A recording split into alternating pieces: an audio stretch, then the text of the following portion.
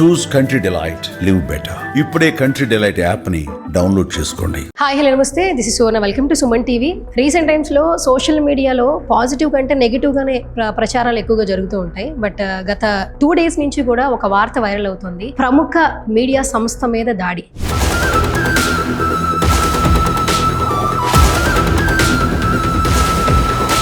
గత కొన్ని సంవత్సరాల నుంచి సక్సెస్ఫుల్గా ఒక సంస్థని రన్ చేస్తున్నారు మహా న్యూస్ ఎండి వంశీ గారు. సో ఒక్కసారిగా మీడియా సంస్థ మీద దాడి చేయడం ఏంటి, ఎందుకు దాడులు చేస్తున్నారు, దీన్ని పొలిటికల్గా చూడాలా, పర్సనల్గా చూడాలా, అసలు ఈ దాడి ఎందుకు జరిగింది? సో రైట్ నా మనతో మాట్లాడడానికి మహా న్యూస్ అధినేత వంశీ గారు ఉన్నారు. సో ఈ దాడిని ఏ విధంగా చూస్తున్నారు, నెక్స్ట్ ఏం చేయబోతున్నారు, ఆయనతో మాట్లాడు. నమస్తే సార్.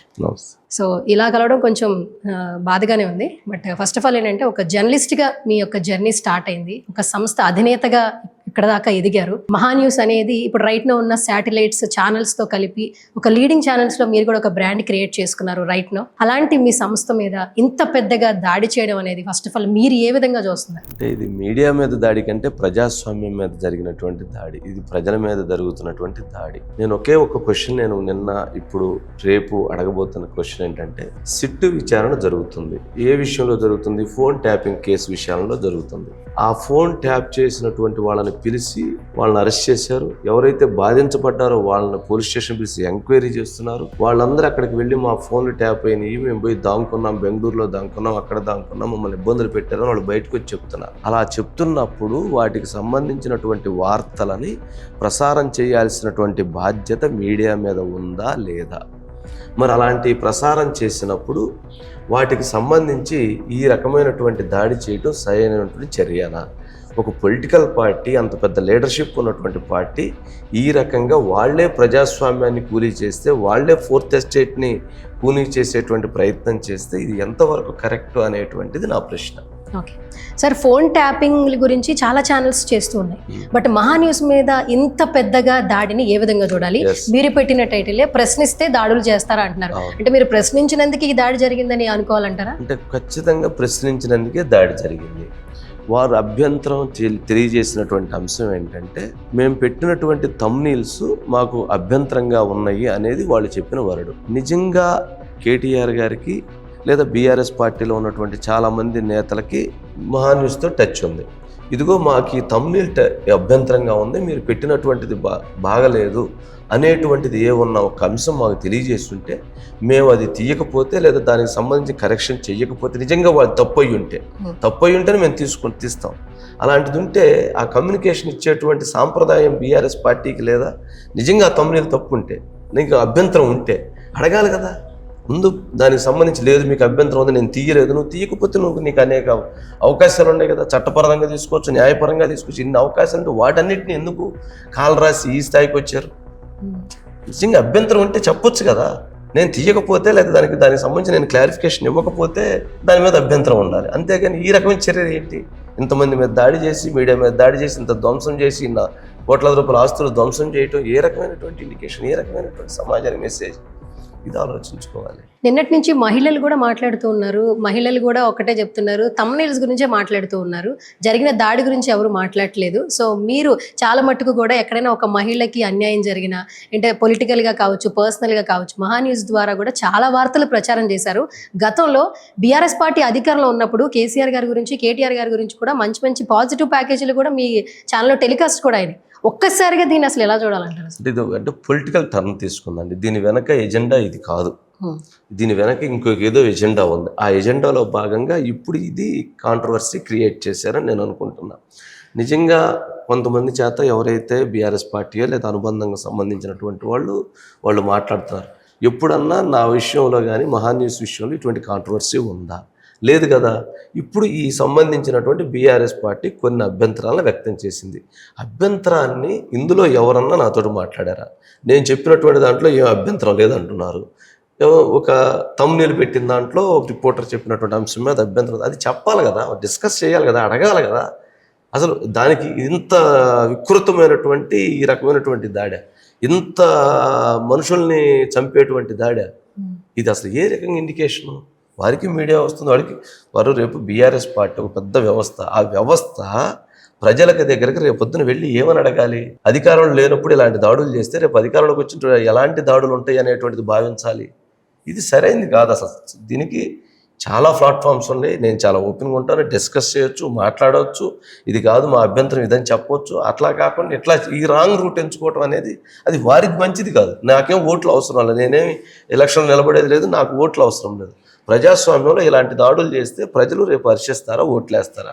ఫోన్ ట్యాపింగ్ జరిగింది అంటున్నారు. ఫోన్ ట్యాపింగ్ అంశంలో ఫోన్ ట్యాప్ చేసినటువంటి వ్యక్తులు ఇంట్లో మీరు ఏం భోజనం చేస్తున్నారు, ఏం కూర వండుకున్నారు, ఏం రైస్ వండారు, పుల్కా చేశారా, చపాతీ చేశారు, ఈ మాట్లాడుకునే వినేదానికి కాదు కదా ఫోన్ ట్యాప్ చేసింది. ఫోన్ ట్యాప్ చేసింది దేనికి? వాళ్ళకి సంబంధించిన ఆర్థిక వ్యవహారాలు, లేకపోతే వాళ్ళకి సంబంధించిన కుటుంబ వ్యవహారాలు, లేకపోతే వాళ్ళకి సంబంధించిన ఇతర వ్యవహారాలు జరిగాయి అనేటువంటి ఆరోపణలు ఉంటేనే కదా ఈ విచారణ జరుగుతుంది. ఆ విచారణ జరుగుతున్నటువంటి అంశంలో సరే ఒక్కొక్కరు ఒక్కొక్క స్టైల్లో ఒక్కొక్క రకమైన ఇది చేస్తారు. దాంట్లో కూడా అభ్యంతరం ఉంటే చెప్పేదానికి అవకాశం ఉంది కదా, ప్లాట్ఫామ్ ఉంది కదా. ఇందులో ఇప్పుడు మాట్లాడుతున్నటువంటి వాళ్ళందరూ ఎవరున్నా కానీ, వాళ్ళ ఎవరి త్రూ వచ్చినా కానీ ఓకే, ఇది అడిగితే దానికి మేము క్లారిఫికేషన్ ఇవ్వకపోతే మా తప్పు ఉంటే నిజంగా నేనేం చెప్తానంటే, నిజంగా మా మిస్టేక్ ఉంటే, నిజంగా మా తప్పు ఉంటే నేను ఆ తప్పు ఒప్పుకోవటానికి నేను సిద్ధం. ఎందుకంటే నేను ప్రజాస్వామ్యంలో ఉన్నాను, ఒక జర్నలిస్ట్గా ఉన్నాను, 4th ఎస్టేట్కి బాధ్యత వహిస్తున్నాను, తప్పు ఒప్పుకోవడానికి సిద్ధం. మరి మీరు ఎంత దాడి చేసిన దానికి మీరు తప్పు ఒప్పుకోవాలి కదా. రేపు ప్రజాస్వామ్యం కదా ఇది, మీరు ప్రజలకు మీరు జవాబుదారీ కదా, మాకంటే మీకు ఎక్కువ బాధ్యత ఉంది కదా. 9 సంవత్సరాల అధికారాన్ని ఇచ్చేసారు కదా. మరి అలాంటిది మీరే ఇలాగెళ్తే ఏం ఇండికేషన్ ఇస్తారు సమాజానికి? ప్రజలకు ఏం చెప్తారు? సార్ విజువల్స్ చూస్తే మహాన్యూస్ ఆఫీస్ చుట్టూ ఒక 12 మంది దాకా బయట కనిపిస్తున్నారు. రాళ్లతో దాడి చేశారు, కార్లు బగలు కొట్టారు. ఆల్మోస్ట్ ఈ పిక్చర్స్ చూస్తుంటే ఎలా ధ్వంసం చేశారో కూడా మీరు వెనకాల మాకు బ్యాక్గ్రౌండ్లో కనిపిస్తూ ఉంది. వాళ్ళ మీద కేసు పెట్టారు, కానీ నిన్న వాళ్ళు బయటకు వచ్చేసారన్న స్టేట్మెంట్ మేము చూసాం. అంటే వాళ్ళకి న్యాయ పరిధిలో ఉన్నటువంటి అంశం. నిజంగా police department DCP Vijay Kumar గారు కానీ, వారి సిబ్బంది కానీ, సిపి గారు కానీ 100% వెంటనే ఆ రోజు రాత్రి వరకు వాళ్ళందరిని ఐడెంటిఫై చేయటం, వాళ్ళందరిని అరెస్ట్ చేయడం జరిగింది. అట్లాగే స్వయంగా ప్రభుత్వం కూడా చాలా సీరియస్గా రియాక్ట్ అయింది. బట్టి విక్రమార్క గారు డిప్యూటీ సీఎం గారు స్వయంగా వచ్చి పరిశీలించి ఎంత దారుణం అని చెప్పారు. పొన్నం ప్రభాకర్ గారు వచ్చారు, అట్లాగే ఇతర భారతీయ జనతా పార్టీకి సంబంధించినటువంటి ముఖ్య నేతలందరూ వచ్చారు. వాళ్ళందరూ చూసిన తర్వాత ఇంత పెద్ద దాడిని ఇంతవరకు చరిత్రలో, హైదరాబాద్ చరిత్రలో జరగలేదు. ఇంకెక్కడ జరిగితే జరిగి ఉండేవి కానీ ఎక్కడైతే జరగలేదు. అందులోనూ మీడియా సంస్థ మీద ఎంత దాడి జరగలేదు. అది చూసిన తర్వాత వాళ్ళు చెప్పినటువంటిది సరే, దీంట్లో వాళ్ళు అరెస్ట్ చేశారు, రిమాండ్ చేశారు. ఇంతవరకు చట్టం తన పని తాను చేసింది. న్యాయ పరిధిలోకి వెళ్ళినప్పుడు న్యాయ పరిధిలో ఉన్నటువంటి దాంట్లో ఇంజురీస్ ఎంత అయినాయి, ఎవరన్నా హాస్పిటల్లో అడ్మిట్ అయ్యి ఉన్నారా, హాస్పిటలైజేషన్ అయ్యి ఉన్నారా, లేకపోతే అట్లాంటి దాని మీద వాళ్ళ సంబంధించిన కొన్ని గ్రౌండ్స్లో డిస్కస్ జరిగినట్టుంది. మరి న్యాయమూర్తి గారు అందుకు సంబంధించినటువంటి దాంట్లో సరే ఇది ఈ గ్రౌండ్స్లో నేను బెయిల్ ఇస్తున్నాను, కానీ వాళ్ళు ఇంకోసారి ఎటువంటి చర్యలు తీసుకోవడానికి లేదని ఇది వార్నింగ్ చేసి ఇచ్చారని చెప్పి వింటున్నాను నేను కూడా. మరి అలాంటిది న్యాయమూర్తి పరిధి గారి ఉన్నది కాబట్టి దాని గురించి మనం మాట్లాడటం కరెక్ట్ కాదు అనేది నా భావన. సువర్ణ, ఇప్పుడు కూడా ప్రొటెక్షన్ ఉన్నట్టుగా, అంటే మీరు కేవలం ప్రొటెక్షన్ పెట్టినారా పోలీసుని, లేదంటే వాళ్ళని ఇష్యూ జరిగిన తర్వాత వాళ్ళు అరేంజ్ చేయడం? ప్రభుత్వం దానికి సంబంధించి అంటే నేనేమంటానంటే ఇది నా మీద జరిగిన దాడి కాదు, ప్రజాస్వామ్యం ప్రజలకు తెలియజేసేటువంటి ప్రయత్నాన్ని ఆయన తెలియజేస్తున్నారు. ఇటు నా వర్షం ఇచ్చారు, అటు వాళ్ళ వర్షం ఇచ్చారు, అందరు వర్షం ఇస్తున్నారు. అది ఒక పద్ధతి, అది మీడియా బాధ్యత. అది అలాగ చేసినటువంటి అది ఇంకొక ఐటమ్ ఇచ్చారు, ఇంకొక ఐటమ్ ఇచ్చారు. అందుట్లో ఇదిగో మీరు పెట్టిన దాంట్లో ఇక్కడ డాట్ పెట్టలేదు, ఈ పెట్టిన దాంట్లో మీరు ఈ మిస్టేక్ పెట్టారు, ఇందుట్లో మీది తప్పు ఉంది అని చెప్పని ఈ రకంగా చేస్తే అది ఎవరికైనా మంచిది కాదు కదా. మరి అందుకని ఇది సెక్యూరిటీ వాళ్ళు ఎట్లాంటి సంఘటనలు మళ్ళీ జరుగుతాయేమనేటువంటి ఉద్దేశంతో ఏర్పాటు చేసినట్టున్నారు. మొత్తం మీద ఎంత మేరకు నష్టం జరిగింది సార్? ఆల్మోస్ట్ చూస్తుంటే గ్లాసెస్ కింద కార్స్, ఆ కార్స్ ఎవరు సార్ యాక్చువల్లీ బయట? అంటే మనం అది 2 కార్స్, ఒకటేమన్నా సైదాబాబుది, ఒకటేమన్నా శివరాం ప్రసాద్ గారిది, ఒకటి ఇద్దరు హెచ్ఓడీస్, సిఇఓ గారిది. అట్లా ఇదనే కాదు అంటే బయట అటు పక్క ఓబీ వెహికల్ ఒకటి డ్యామేజ్ అయింది, ఇటువైపు చూస్తే ప్రతి ఒక్కటి డ్యామేజ్ అయింది. అంటే నిజంగా మా ఎంప్లాయీస్ ఇది ఒక మహా కుటుంబం, ఇది మహా ఫ్యామిలీ. ఇక్కడ ఉన్నటువంటి వాళ్ళందరూ మా కుటుంబ సభ్యులుగానే మేము భావిస్తాం. అలాంటి కుటుంబంలో వాళ్ళు ఎవరైతే వచ్చి ఒక 20 మంది దాడి చేస్తూ ఉంటే తన్నులు తింటూనే వాళ్ళని ప్రొటెక్ట్ చేసి వాళ్ళని ఆపి నిలువరించి తమ్ముళ్ళు ఇది కరెక్ట్ కాదు అని చెప్తూ వాళ్ళని నియంత్రిస్తూ వాళ్ళని ఆపి అక్కడి నుంచి వెనక్కి పంపించారు. వాళ్ళు అక్కడి నుంచి వెనక్కి వెళ్ళారు. నిజంగా అదే వాళ్ళు లోపలికి వెళ్ళుంటే ఇంత దాడి జరిగేది. నేను అదే అన్నాను, నేను అడుగుతుంది ఏంటంటే ఇంత దాడి చేయాల్సినటువంటి చర్య అవసరమా? లేదు నిజంగా మీకు అట్లాంటిది ఉంటే దానికి ఇంకొక రకమైన ఉంటుంది, అంతేగాని ఇది కరెక్ట్గా ఇంత ఆఫీసు మీద దాడి చేసి ఇంతమంది మహిళా ఉద్యోగులు భయభ్రాంతులకు గురి చేసి ఇంకా ఉద్యోగుల మీద దాడి చేయటం అసలు ఏ రకంగానూ సరైన చర్య అయితే కాదు. అసలు అందుట్లో బీఆర్ఎస్ పార్టీకి, అందుట్లో కేసీఆర్ గారు, కేటీఆర్ అసలు వాళ్ళకి కరెక్ట్ కాదు. ఓకే, నెక్స్ట్ ఏంటంటే దీన్ని ఏమైనా కొంచెం సీరియస్గా తీసుకునే ఆలోచనలో మీరున్నారా? లేదు అంటే వాళ్ళకి సంబంధించిన సభ్యులు ఎవరైనా వచ్చి మీతో మాట్లాడే ప్రయత్నం చేసి ఇది కొంచెం చల్లారుతుందంట? అంటే నేను ప్రజాస్వామ్యబద్ధంగా నా మీద జరిగినటువంటి దాడికి నా పోరాటం కొనసాగుతుంది. ప్రజాస్వామ్యబద్ధంగా నేను వెళతాను. ఇప్పటికీ వాళ్ళు చాలామంది చాలా రకాలుగా మాట్లాడుతూ ఉన్నారు. అటువంటి భాష నేను మాట్లాడను, అటువంటి విచక్షణ నేను కోల్పోను. నాకు ఆ విజ్ఞానంతో, నేను ఆలోచనతోటే ఉన్నటువంటి అంశాన్ని తెలియజేస్తాను. ప్రజలకు జవాబుదారీతనంగా ఉంటాను. అంతేగాని ఎవరో ఏదో మాట్లాడి నన్ను అలా మాట్లాడి నేను నా సంస్కారాన్ని, నా పద్ధతిని నేను మార్చుకునేటువంటి పరిస్థితులు. అది కూడా నేను కూడా వాళ్ళని అప్పీల్ చేస్తుందంటే మీరు కూడా అలాంటి భాష మాట్లాడటం మంచిది కాదు. మీరు ఏదన్నా ఉంటే మీరు అడగండి, దానికి సమాధానం చెప్పొచ్చు. అంతేగాని ఈ రకమైనటువంటి భాషలు, ఈ రకమైనటువంటి వ్యవహారాలు చేయటం అయితే అది కేటీఆర్ గారికి కానీ లేదా వారికి సంబంధించినటువంటి టీం ఎవరైతే చేస్తున్నారో వారికి కూడా అది సభ్యత కాదు. ఎందుకనంటే మీకు ప్రజలు కావాలి, ఓట్లు కావాలి, రేపు మీకు అధికారాలు కావాలి. అట్లాంటప్పుడు ఇంకా జాగ్రత్తగా ఉండాల్సిన బాధ్యత వారి మీద ఉంటుందని నా విజ్ఞప్తి. అంతే కదా, అది వాళ్ళ ఇష్టం. ఓకే, సో వంశీ సార్, ఫైనల్గా క్వశ్చన్ ఏంటంటే, సో ఒక వార్త బయటకు వస్తుందంటే పాజిటివ్గా సపోర్ట్ చేసే వాళ్ళు కొంతమంది ఉంటారు, నెగిటివ్గా తిట్టే వాళ్ళు ఖచ్చితంగా ఉంటారు. రెండు వర్షన్స్ మనం చూస్తూ ఉంటాం. సో దీనికి సంబంధించి ఏంటంటే మీరు తమ్నెయిల్స్ గురించే ప్రతి ఒక్కరు మాట్లాడుతున్నారు కాబట్టి, సో తమ్నెయిల్ పెట్టకపోతే ఇంత దాడి జరగదు కదా, ఎందుకు అలా తమ్నెయిల్ పెడుతున్నారు, మీ దగ్గర ప్రూఫ్స్ ఉన్నాయా అని కొంతమంది కమెంట్ సెక్షన్లో. 100% ఓకే. ఇప్పుడు నేను ఇందాక అదే అడిగాను. ఇది స్వయంగా రాష్ట్ర ముఖ్యమంత్రి గారు రేవంత్ రెడ్డి గారు ఫోన్ ట్యాపింగ్ విని కొంపలు కూల్చారు అని మాట్లాడారు కదా. ఎవరైతే పిసిసి చీఫ్ మాట్లాడారు, బీజేపీ బండి సంజయ్ గారు మాట్లాడారు, అట్లాగే మొన్న కొండా విశ్వేశ్వరరెడ్డి గారు వెళ్ళి నేను నా భార్య బెంగళూరులో దాంకున్నామని మాట్లాడారు. అంటే ఈ ఫోన్ ట్యాపింగ్ అంశంలో మీడియా అధిపతి రాధాకృష్ణ గారిని పిలిచి విచారించారు. ఇట్లా చాలామందిని పిలిచి విచారించినప్పుడు వాళ్ళు చెప్తున్నటువంటి అంశాలు అక్కడ సిట్టి దగ్గర కానీ బయటకు వచ్చి వాళ్ళు బయట మాట్లాడి ఇవన్నీ విన్న తర్వాత ఏం ఇండికేషన్ వెళ్తుంది అంటే, లోపల ఆ ఫోన్లు విన్నటువంటి వాళ్ళు వీటిని రకరకాలుగా ఉపయోగించారు, ఎన్నికల సందర్భంలో ఉపయోగించారని, ఇతర వ్యాపార అవసరాల కోసం ఉపయోగించారని, ఇతర అంశాల కోసం ఉపయోగించారనేటువంటి ఆరోపణలు వస్తున్నటువంటి నేపథ్యంలో ఆ రకమైనటువంటి థంబ్నెయిల్ని మా రిపోర్టర్ చెప్పినటువంటి అంశాన్ని మా డిజిటల్ వాళ్ళు పెట్టారు.